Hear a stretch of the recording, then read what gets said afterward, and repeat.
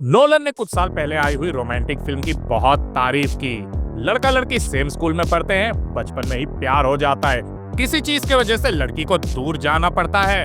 लड़का वहीं रह गया, अब भी वेट कर रहा है। दोनों में प्यार है कि नहीं पता नहीं। कई साल बाद वो लोग वापस मिलते हैं। पता लगता है लड़की तो मूव ऑन हो चुकी है, लड़का अब भी वहीं अटका है, इसके प्यार में पड़ा हुआ है।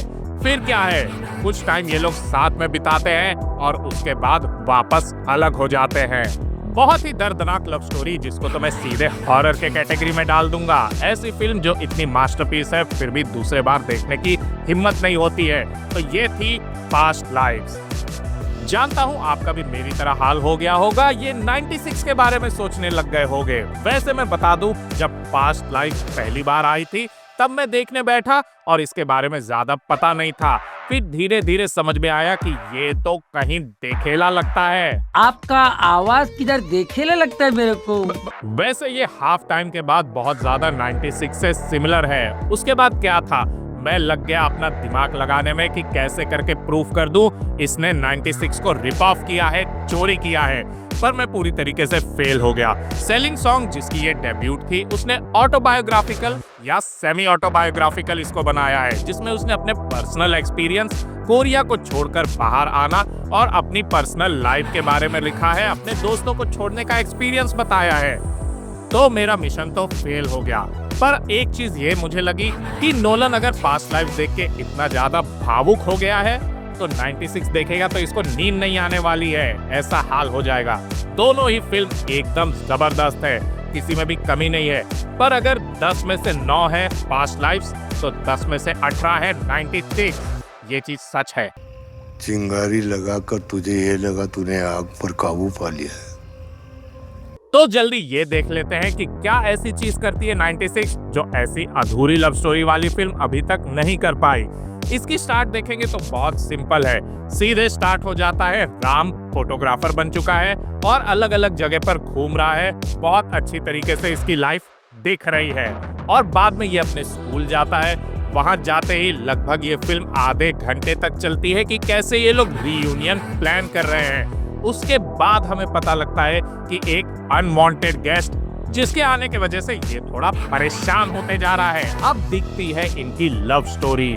इस पॉइंट के बाद इनके बचपन का रोमांस दिखता है, जिसमें रोमांस क्या कहूँ मैं, ये पूरा इनोसेंस रहता है जो बचपन का प्यार है। मेरे दुखी भाइयों, आप सबने भी खोया होगा और नहीं खोया है तो जिंदगी में क्या उखाड़ लिए।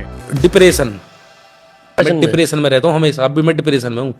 फिर ये फिल्म आ जाती है रीयूनियन पे और पूरी रात को दिखाते हैं कि कैसे इन दोनों के बीच में बात हो रही है और इन लोग के पास्ट के बारे में या फिर पास्ट लाइफ्स के बारे में ये लोग बात करते जा रहे हैं।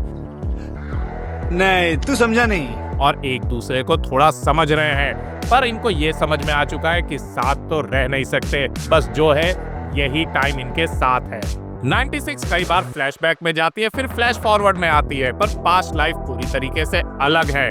ये एकदम लीनियर है। स्टार्ट होती है बचपन में, सेम स्कूल में, लड़की चली गई न्यूयॉर्क और उसके बाद लड़का रह गया। वापस कनेक्ट होते हैं, चैट पे बात हो रही है, ये बेचारा चैट जोन हो गया, लैपटॉप मुंह पे बंद कर दिया।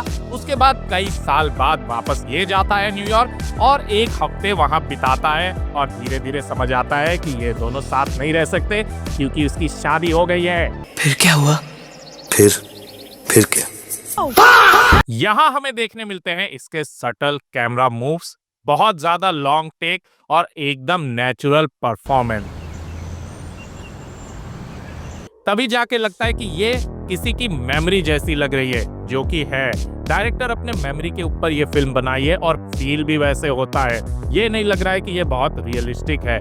इसमें देखोगे तो भर भर के तुम्हें कंटिन्यूअस शॉट देखने मिल जाएंगे और इसी वजह से एक्टर्स की एक्टिंग भी इतनी नेचुरल है।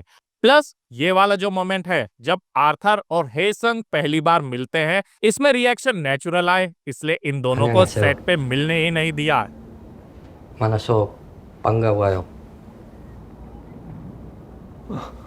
तुमने इससे पहले मुझे कभी नहीं देखा। बोला ना, कभी नहीं देखा है। यहाँ पर ये लोग असली में पहली बार मिल रहे हैं, तब जाके वो ऑकवर्डनेस आ रही है। ये फिल्म इसीलिए बहुत मास्टरपीस है, एक बार जरूर देखो। पर अगर एक्टिंग, सिनेमेटोग्राफी, म्यूजिक ये सब की बात करें तो 96 इससे बिल्कुल भी पीछे है ही नहीं। 96 ने ये चीज अलग किया कि उसने स्कूल के पार्ट को बहुत ज्यादा इंपॉर्टेंस दिया। कम से कम आधा से 1 घंटा पूरी पिक्चर में स्कूल के सेक्शन को दिखाया है और इतना डिटेल से, बहुत ही इनोसेंस के साथ दिखाया है। कहीं भी कैमरा ये सब देखोगे तो यहाँ भी बहुत स्टिल तरीके से रखा हुआ है और एक्टिंग तो इन दोनों ने लीड को टक्कर दे दी है। बहुत ही अच्छे चाइल्ड एक्टर्स थे ये लोग, पता नहीं चाइल्ड थे कि नहीं, पर जबरदस्त एक्टिंग किया। एक्टर्स तो इस फिल्म में टॉप क्लास चाहिए ही थे, क्योंकि आधे के बाद सिर्फ 2 जन हैं जिसके ऊपर पूरी फिल्म फोकस करती है और इनके कन्वर्सेशन दिखाए हैं। ये फिल्म मैं बोलूं तो बहुत ज्यादा सटल और मैच्योर है, कहीं भी अटेंशन के लिए भूखी नहीं है। इसलिए मेरे हिसाब से इस फिल्म को देखने के लिए भी थोड़ा सा लाइफ का एक्सपीरियंस चाहिए।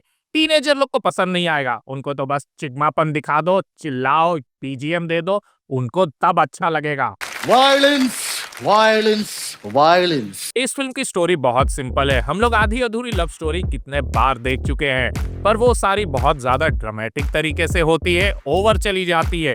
इसको इतना सिंपल, रियलिस्टिक और ऊपर से इतना ज्यादा इमोशनल बनाने के लिए सबसे मेन 2 ही चीज थे, ये दोनों लीड एक्टर्स।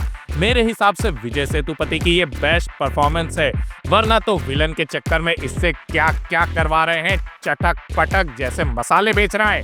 एक झटक एक छटक।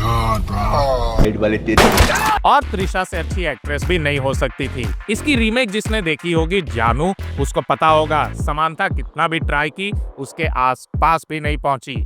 और जब आपकी फिल्म जो 2.5 घंटे की है, उसमें 1 घंटे के बाद से ही लगभग ये 2 ही कैरेक्टर के ऊपर या ज्यादा से ज्यादा 3 कैरेक्टर फ्रेम में दिखेंगे, तो एक्टर पे सबसे ज्यादा मेहनत करनी पड़ेगी। ये फिल्म उसमें बहुत ज्यादा सक्सेस होती है। कोई भी सीन उठाकर देख लो, हाफ टाइम के बाद ये दोनों जहां भी अकेले हैं, कहीं भी आपको एक्टिंग में 1% कमी नहीं दिखने वाली है। जैसे वो ऑकवर्ड स्माइल हो गई या फिर कहीं कहीं पर नर्वसनेस हो गया, आप देख के बता भी नहीं पाओगे कि ये वही आदमी है जो विक्रम, मास्टर, जवान जैसी फिल्म में इतना ज्यादा खतरनाक विलन बन सकता है और यहाँ इतना बेचारा। और सबसे फेवरेट मोमेंट तो आता है मेरा, जब यहाँ पर देखो कितने ऑकवर्डनेस और कितने इनोसेंट के साथ ये पूरा एक्सप्लेन कर रहा है बिना कुछ बोले। कुछ लोग को लग रहा होगा कि मैं इसकी पूरी स्टोरी बताते जा रहा हूँ, स्पॉइल कर दे रहा हूँ, तो मैं एक चीज बता दूं, ये फिल्म में कोई स्पॉइलर नहीं है। हम लॉन्डो के साथ ये सब चीज होता रहता है, कोई बड़ी बात नहीं है। कोई लड़की पसंद आई, उसको हम पसंद नहीं आए, भाव नहीं दी, चली गई और हम लोग अटके रह गए। फिर क्या होता है, उसकी शादी हो गई, वो शादी देख रहे हैं, उसके बच्चे बड़े होते हुए देख रहे हैं, हम लोग जिम जा रहे हैं, नाटक कर रहे हैं मूव ऑन होने का। सॉरी, थोड़ा सा ज्यादा हो गया मेरे से। Control control. मतलब ये है कि ये फिल्म बहुत ज्यादा एटमॉस्फेरिक है। उसके लिए कुछ भी ये लोग को हाई फाई करने की जरूरत नहीं पड़ी, क्योंकि ये लोग मेमोरी से खेलते हैं। उसी के वजह से लगता है कि इतनी ज्यादा रियल और ऐसा हमारे साथ भी हो चुका है, हम फील कर सकते हैं, इस टाइप की पिक्चर है। अब मैं अपना एक पर्सनल एक्सपीरियंस बताना चाहता हूँ कि मुझे नहीं लगता किसी टीनेजर को ये कुछ खास पसंद आएगी, क्योंकि इसमें बहुत ज्यादा हाई फाई चीज नहीं है, खाली एक्टिंग और रियल स्टोरी है और ऊपर से फील करने वाली फिल्म है। मुझे लगता है अगर आपको भी थोड़ा सा लाइफ का एक्सपीरियंस हो, तब जाके ये फिल्म आपको अच्छी लगेगी। मैंने पहली बार देखा था जब ये आई थी, तब मैं शायद कॉलेज में था, इतना ज्यादा भाव नहीं दिया, फिल्म मेकिंग के तरीके से देख रहा था और बहुत अच्छी फिल्म लगी। पर उसके बाद जब मैं कोविड के टाइम देखा, तब फिर मेरे साथ कुछ चीजें हो चुकी थी। उसके बाद ये और ज्यादा कनेक्टेड लगा और फिर बाद में पास्ट लाइव आई, उसके बाद वापस देखा तो और ज्यादा एक्सपीरियंस हो चुका था। फिर ये फिल्म और ज्यादा समझ में आने लग गई। अब रिसर्च करते टाइम जब वापस से देखने बैठा तो बस इतना समझ लो कि दुखी मैं ऐसे ही नहीं हुआ हूँ। क्यों नहीं बोल रहे हो? कुछ तो बोलो। 2 और फिल्म है जो मुझे इस टाइप की लगती है, 3 ऑफ अस और बिफोर सनसेट। ये दोनों में बहुत टाइम बाद अपने लवर से मिले और खाली कुछ टाइम बचा है, आप उनके साथ थोड़ा सा टाइम स्पेंड कर रहे हैं, ये बताया है।